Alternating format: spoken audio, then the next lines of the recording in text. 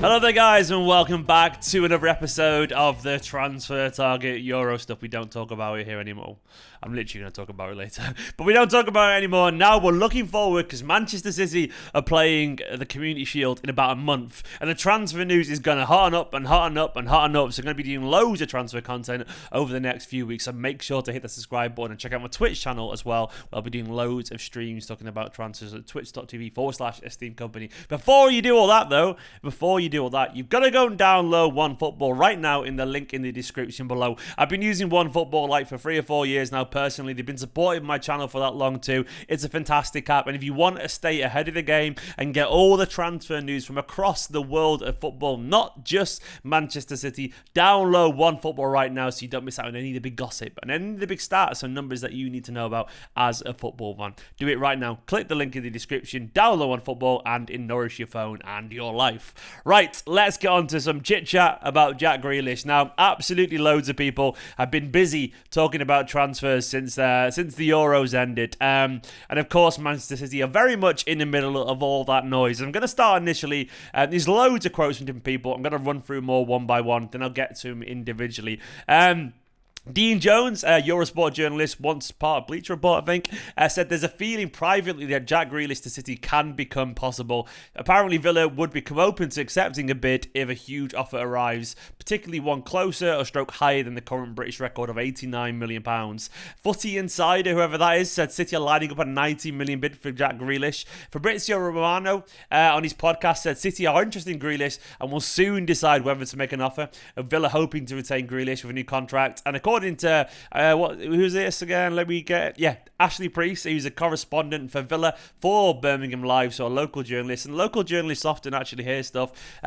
City are still weighing up a move for Grealish with talks yet to progress further, according to Ashley Priest. So basically, a lot of journalists coming around saying that City could get this done if it gets to around 90 million or something like that. That seems to be the accepted fee if this thing is going to happen. Is it close to happening? I don't know. I saw Sam Lee yesterday tweet that this could happen very quickly if it's going to happen at all. And I actually probably agree with that. I wouldn't be surprised if there's something to this that we don't know. This is just guesswork. It is entirely guesswork. I do personally know, I mean, you'd have to believe me if you don't want to, know that Grealish wants to play for Manchester City. I know Aston Villa fans will watch this and go, "You're talking nonsense, pal." Okay, we'll see. I mean, You've heard things, I've heard things. It's how it is. You don't have to believe me if you don't want to. But what I will say is I feel like there's probably something that we don't know yet. This is just once again speculation. But the fact that Aston Villa are rushing to offer him a new contract after only signing a new contract like 6-7 months ago suggests to me that they're trying to offer him a new contract for a reason. Either to appease him or maybe to get rid of some clause in his contract. I don't know. But either way, I do think Grealish wants to play for Manchester City. I do think City are clearly interested in Grealish, but I don't know how doable this is until another player maybe moves away. Maybe that doesn't need to happen, but my instinct is that someone needs to move for this to be a realistic possibility, because otherwise you're very, very stuck. Maybe that doesn't matter. Maybe it doesn't, but I'm just being cynical here and using years of Manchester City sporting experience to come to this conclusion. Could it be Bernardo or someone like that? He seems to be the one that everyone would suggest, but admittedly at the same time, there's been very quiet. It's been very quiet for Bernardo since Portugal left Euros, which is a couple of weeks ago now, and, you know, there's been no noise around it. Maybe Atletico aren't interested anymore. I don't know. But what I would say is I wouldn't be surprised if this just happens like that very quickly. But we're going to have to pay attention to it and keep up to date with it. Lots of slightly similar, same but different kind of reports there. No one's really kind of nailing their colours to the mast. Everyone's just hedging their bets a little bit. You know, and just kind of going, oh yeah, they want him, but they haven't done it yet, but they do want him, so if it happens, I was right all along. There's a lot of that going around, and they might be right, who knows, but I guess the point I'm making is, like, we don't know anything substantial yet, but I do believe City's interest is real. Interest being real doesn't mean, you know, it's going to happen, does it? That's not how it works, unfortunately, so we'll have to pay attention to it. But I do want him. I've come around to the idea of Grealish, and I like the idea of Grealish, and the money's insane, but it ain't my money, and I don't really care, is how I'll put it, really, basically. And I think we probably would enjoy him and get a lot out of Grealish if he came. Next on this list, AVASUMA was linked quite a lot yesterday. According to Blue Moon France, which I don't know, I mean, apparently an independent French news aggregator. I mean, they claimed an exclusive yesterday. I mean, I don't know how reliable they are, so take this with the biggest pinches of salt.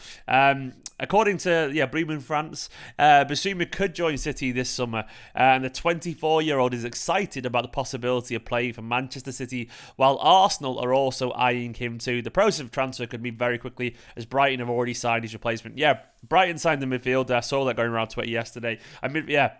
So he's clearly a potential replacement if they do decide to move Bissouma on. The rumours are that he wasn't in training yesterday at Brighton as well, but that doesn't mean he's coming to Manchester City. And of course, you have to ask, why would City sign him? Which is a fair question. I mean, it could be that Arsenal are the club in for him, and they do need a midfielder quite a lot.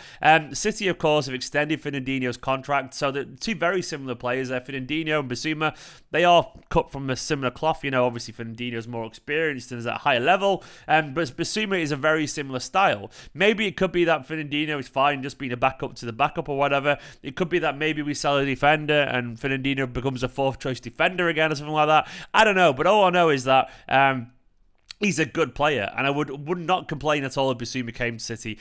He's a very good player. He's a really nice, elegant footballer with energy for days, but he's very technically good as well. Very gifted. Personally, I wouldn't do it. I maintain, and this is me putting on my academy hat on here, and I don't care. I'm going to keep saying this. I maintain that Romeo Lavia is a potential superstar. I absolutely hugely rate him. I think he's an immense talent, and I would much rather City have Lavia around the first team, learning from Rodri and Fernandinho, and stepping into the first team picture 12 months from now as Fernandinho leaves. That's what I would prefer. But we'll see. But at the same time, once again, I can't deny that Bissouma is not a very good player. He is. He's a very good player, and if he came to Manchester City, I wouldn't complain. He's good, but my personal instinct is maybe not. I wouldn't be surprised if it's Arsenal. There's quite a lot more to say. I don't know why I said finally. HARTLAND update, according to Patrick Berger, a chief reporter at Sport. It's not the Patrick Berger, is it? The ex, I don't think it is, but the one who played for Liverpool. Either way, the chief reporter at Sport over in Germany. Apparently, Chelsea, Man City, and Madrid are the clubs Haaland could imagine himself playing for in the future. There's no bids yet, apparently, and Dortmund want to keep the striker, but apparently, if a 175 million euros offer is made, they will give way. Of course they would. No one's going to bid that, though, are they, at this moment? That probably is actually realistic. I can imagine Haaland playing for any of those clubs quite willingly if the right circumstances presented themselves in front of him. I don't think that's particularly new information. I think Chelsea, City, Madrid have all got a very strong chance, and I think they're at the front of the table. But of course, the stumbling block, whatever, is that the right term? I don't know. Is that, Dortmund want an awful lot of money. And allegedly he can go for a lot cheaper if he just waits next year due to a release fee clause. And of course, Dortmund have just got loads of money from Sancho as well, from United, so they don't really need the money. I think Haaland will stay for another year, personally. I want him a big lot, I really do, but I just can't see it changing, unfortunately. Interesting though, and not particularly new news, but still something to bring up. Two Lions, I put that at the bottom because Kyle Walker and Sterling have been named in the UEFA Euro 2020 team of the tournament, and massively deserved. I've been really, really proud of Kyle Walker and Sterling. Personally, you can turn around and call me biased if you want to, but I think John Stones deserved it as well.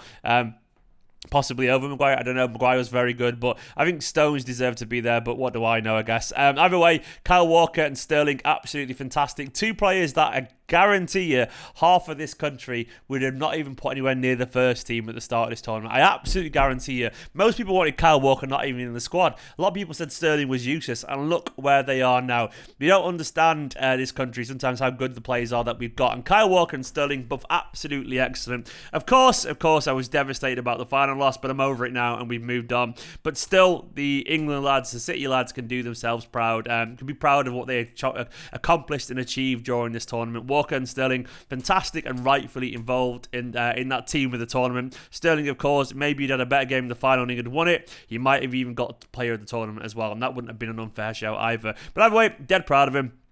Put your feet up on the beach now, lads. Go rest. Go and recuperate. You need to do it because they've really, really, really earned a break. And finally, a little bit of Claudio Gomez news. I thought Claudio Gomez's contract was up. let me just double check that. I could have swore his contract was up. When does it expire? Oh, it expires in 2023. That surprised me. Well, according to a little bit of news, Patrick Vieira has been in touch with Man City about potential signings for Crystal Palace. And one player is midfielder Claudio Gomez. When did Claudio Gomez signed in 2018? When did Patrick Vieira leave Manchester City? I'm pretty certain it was before then. He was, wasn't it, as a coach?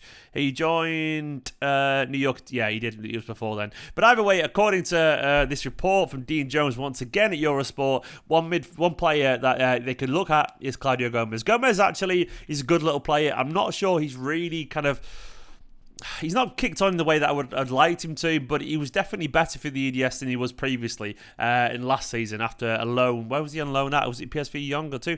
I can't remember. Either way, he did pretty well on loan over the Netherlands, and he's a good player. He's not going to make it for me at Premier League level, if I'm being honest, but I think he's a good player. And to be honest, Patrick Vieira is such a good coach that if he wants any loan signings from us, I would not be against it. Give him Liam Delap if he isn't going to play. The Palace could do worse than Liam Delap, honestly. Not going to happen, of course, but they were also, of course, linked to Morgan Rogers, which will be interesting to see anything happens there as well. But Vieira is a good lad, plays good football, and I'm sure if we want to get some kind of relationship going on with him, it ain't the worst thing in the world because he's got that potential Premier League offer for young players of ours. Guys, that is all on today's transfer target. I will be live on Twitch at about 5:30, 6. So I want to see you twitch.tv/Esteemed Kompany chatting about transfers more for a couple of hours. It'll be good fun.